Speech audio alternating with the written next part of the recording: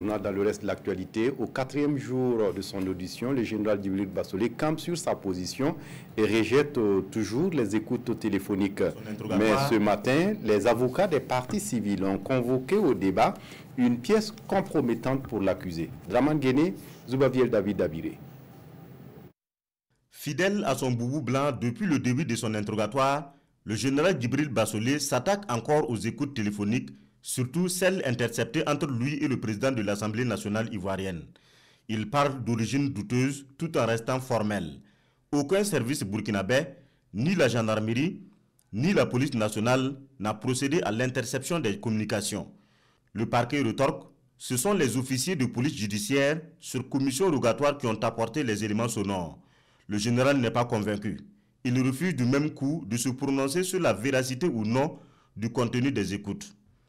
L'interrogatoire du général Djibril Bassolé prend une autre tournure quand la parole est donnée aux avocats des partis civils.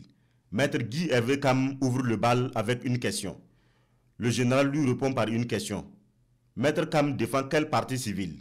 Peu importe, réplique l'avocat. Le général précise qu'il n'entend pas répondre aux questions de Maître Kam. L'avocat de l'ancien premier ministre Yacouba Isaac Zida poursuit ses développements avant de conclure « C'est un aveu de culpabilité » le fait de refuser de répondre aux questions. Face à Maître Prosper Farama, le général n'a pas la même posture, mais renvoie chaque fois les questions à ses avocats. Mes avocats vont certainement répondre à cette question.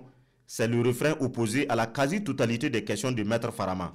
L'accusé, en disant que l'interception des communications n'est pas faite par les services nationaux, l'avocat remonte dans le temps. Vous qui aviez été ministre de la Sécurité, est-ce que vous aviez une fois eu besoin des services étrangers pour intercepter des communications? Je ne réponds pas à cette question, martèle le général.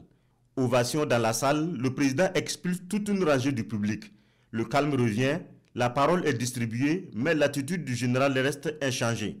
Il a décidé de ne pas répondre aux questions liées aux écoutes téléphoniques, car pour lui, ces écoutes sont le résultat d'une violation de sa vie privée. Il parle d'écoutes sauvages, illégales et d'origine douteuse. Le général revient à la barre ce mercredi pour poursuivre son interrogatoire.